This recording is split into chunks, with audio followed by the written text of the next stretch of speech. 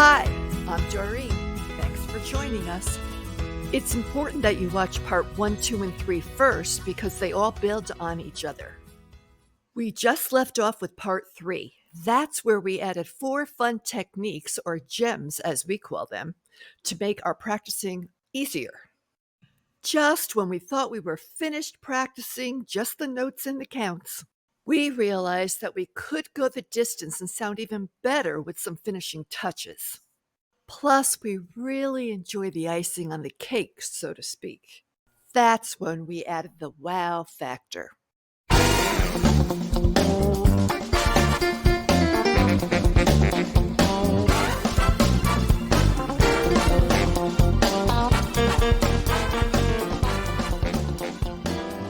That's when we added dynamics and phrasing. Up next, articulation marks are usually added to music when you are in a little higher level. Articulations elevate your music. For example, let's say you were learning this famous piece from The Nutcracker by Peter Tchaikovsky, who's known for his beautiful melodies. Here is Tchaikovsky's Dance of the Sugar Plum Fairy. Let's say you were learning only the notes and the counts, the plain version.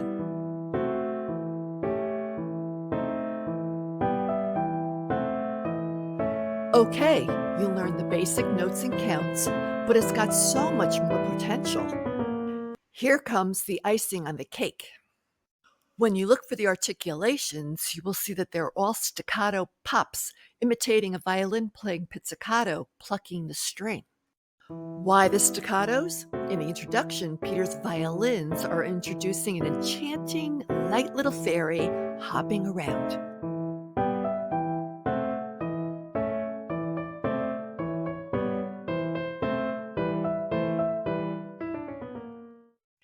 If you were to play the introduction differently, phrasing 2 notes down up with a slur and a staccato, the articulations would give it a phrased down up sound, like a frog leaping. So if this were a play, your fairy would be dressed up in a frog costume. Nope, you get the point. That's why articulations make all the difference. If you are just memorizing only the notes, you will miss all the good stuff. Phrasing and articulations bring life and style into your music. Articulations captivate your audience. One more. We love this one too. Let's say you could play this level 6 piece by Bergmuller, the plain version.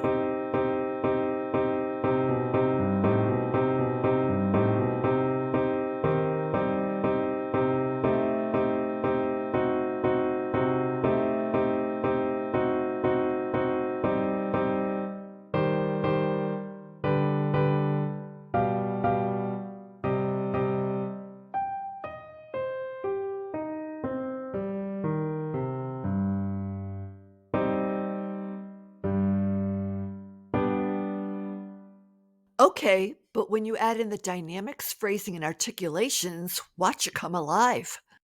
We personally imagine this one as Little Red Riding Hood and the Wolf.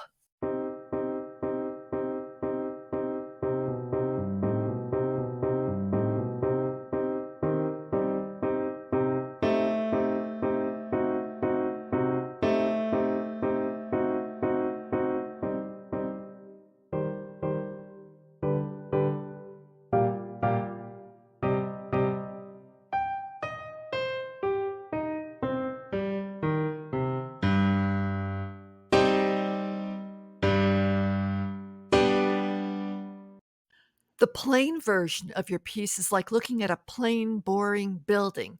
It's got potential. Versus wowza, many articulations. This is Hagia Sophia in Istanbul. Its importance and beauty is signified by its articulations, a dome on top with 4 pillars. There are many kinds of articulations that we discussed in one of our favorite videos, number 15, Articulations. Check it out. Classical music is chock full of exact expressions, which is why, as a musician, no matter what your genre, it's a big accomplishment to be able to read original classical music. And because of all the extras, classical music, including songs without words, is so cool. It really stimulates everyone's imagination. When you are finally at the level to be able to learn original classical pieces, it'll be such a wonderful accomplishment. Popular music may be easier to read and is fun to play. The important part is usually the words expressively sung by the vocalist. So it's good to develop a balanced, well rounded repertoire of all types of music. So by adding articulations, your music will be transformed from plain to spectacular.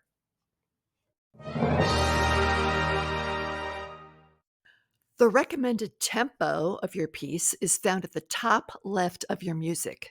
Sometimes the Italian terms have to be interpreted. Poco moto means a little motion, so let it flow, not drag. Your tempo speed has to match your song title. Beethoven's heart is pumping for Elise.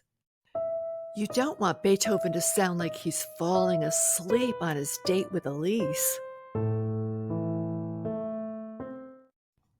And you don't want him to sound like his heart is beating too fast. Kinda like that Goldilocks story. It has to be just right. Film composers actually match the exact speed of the actor's running legs to the tempo of the music. How cool is that? When you additionally add the correct tempo, now you have a story.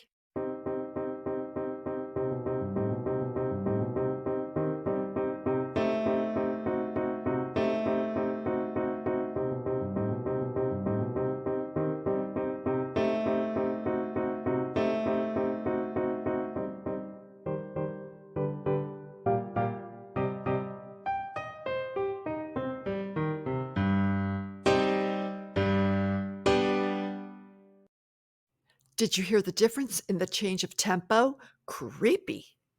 Sometimes the exact metronome mark is given. You go by the top part of the sliding trapezoid shaped weight on the pendulum. It is said that Beethoven used to write the bottom number of the weight, which would put his pieces a little too fast. Oopsie. Just remember to start with a very slow practicing tempo and move the weight one notch at a time until you get your sea legs going, as they say, to eventually reach the appropriate performance tempo. Deciding on the mood of the piece when you consider the major or minor melodies and harmonies, plus the correct tempo, is crucial to the success of the piece. Check your title and match your tempo. So if it's a lullaby and your tempo is too fast, you will never get that imaginary baby to sleep. Much better.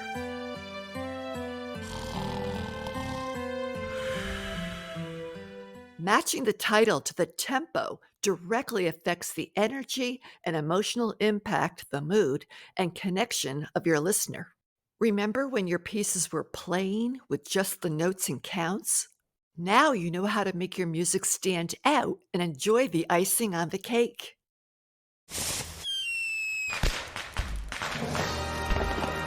Did you know that every time you practice, you increase the gray matter in your brain? Talk about fireworks! Playing music sparks all the synapses between your brain regions, giving you better focus, memory, and problem-solving skills. Your senses will be heightened and it will show through in your music. That's why music can universally connect people without even knowing how to speak their language. What will show is the emotion from your senses. That's what will give you your cake topper. How do you use your senses? Consider this. You use your sight in music when you use your laser beam reading superpower, when you read print closely for exact information and all the fine details, when you take in mental images, and when you observe concerts. You use your hearing in music when you hear your pitches and harmonies, when you add in dynamics and crescendos, when you listen to your rich sounds, when you hear other versions of a song, when you mimic sounds in nature, or hear a style that triggers an event. Your body can make a wonderful connection with the vibrations of your instrument through touch, Imagine the touch of a baby bird on your hand when playing softly. It's amazing, but you have total touch control over the tone, dynamics, and articulations of the sound you want to produce. Feel the energy of your piece. Tap, clap, and feel the rhythms. Ah, breathe in through your nose.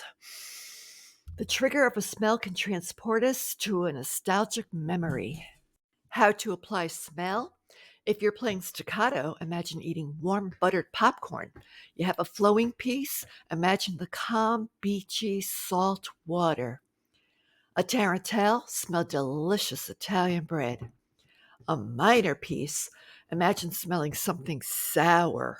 Keep an open mind and develop your taste for all genres of music. Rock, pop, country, hip hop, blues, jazz, soul, reggae, and classical are just a few. Lastly, your sixth mental sense of imagination. Imagine your story and imagine your music is being played behind a story going on.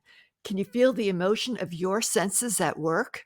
Successful musicians are trained, schooled in utilizing all their tools of dynamics, articulations, tempo, and mood. They really use their senses and feel it. If you ever get a chance to listen to a small orchestra or a large symphony orchestra or any video game scores written by prominent composers, for example, some of our favorites, or any film scores written by prominent composers, for example, some of our favorites, including The Mission, Star Wars, Harry Potter, Batman, Pirates of the Caribbean, Titanic, Pink Panther, Howl's Moving Castle, Spider Man, and so many more. Know that these composers all studied classical music, adding articulations and details to connect their audience to their music. You can too. Each one wrote hundreds of pieces each, more famous than the next. The great Ennio Morricone wrote 500 film scores. These musicians produced rich, emotional music full of dynamics and articulations, which inspired actors on the set. Their music is without words, yet says it all. If the words are the primary focus and you are singing out louder in your mind, the music is being directed by your fingers or a mouthpiece to express the story. When you play with your mind and heart filled with all your senses, that's the topper on the cake. Enjoy putting as much icing and extras on your cake as you can. That's why music is understood universally without language barriers. It's felt. When you feel it, it raises you to higher levels. And to get you there, now you know how to pull some magic out of your toolbox of tricks and strategies. We invite you to consider trying some practice strategy tools and see what works for you to bring you to your best. You have a toolbox. There's bound to be something in there to help you. Great things. Great things, no matter what they are, take time. Remember, you are listening to yourself day to day. Just think about how different you will sound and feel by the end of the week. Your teacher can certainly hear your jump in progress week to week. Your teacher is listening to point out your strengths and everything you are doing correctly so you can build on a solid foundation and can help you understand and tweak up the weak parts. You know how to take the steps. You were determined to get where you needed to go way back in time. You aced this when you were a baby. How did you get there? Repetition. Repetitive practice and rehearsal is so important. It is full of all your mini achievements. And when you make a mistake, it's a great opportunity to be resilient and learn. If you fall off your seat during a concert, next time you'll just center yourself before you start. You don't need a seatbelt, but that mistake enabled you to now enjoy your smooth ride. When our gut tells us that spot didn't feel good, we thank it for the signal and fix the mistake. Welcome your mistakes. So you took a wrong turn. Your mistakes are a great opportunity to learn and a great opportunity to make an adjustment. Taking responsibility for yourself, for your achievements and mistakes feels good. I've even heard a film director say, yes, do it again, just like that. It's enjoyable to see you at your best. Practice and rehearsal literally primes your brain for future success. Consistent practice empowers you. Practice tunes your brain to confidence and joy for enjoyment when you are by yourself or with friends or family, or for when you play at a lesson or perform at a recital. So clear out, make a little space in your schedule for you. Have a good quality instrument so you can fall in love with the sound. Sketch it up looking for clues of form, patterns, broken chords, fingering, etc.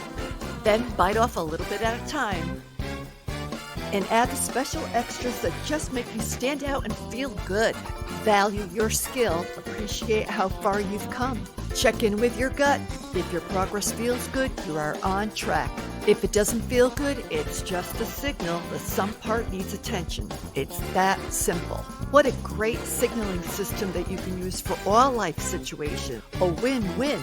It's your signal to pull out your toolbox for helpers and maybe try some gems, see what works.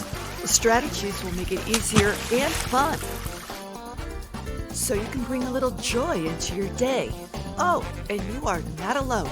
It's kind of comforting to know that musicians all over the world right now, at this very minute, maybe right down the street, are also practicing to develop their skill and are enjoying their accomplishments. They would love to have you jump in and join them. There's always room for another practicing musician because music is a bond we all share, whether we play or just appreciate it. Be the one to bring your music into the world for yourself or for others. Celebrate and enjoy that glorious feeling of satisfaction for your accomplishments. We found each time we moved forward, more wonderful moments followed. Like we have come to know, there is great joy in practicing and being a musician. Keep the joy going.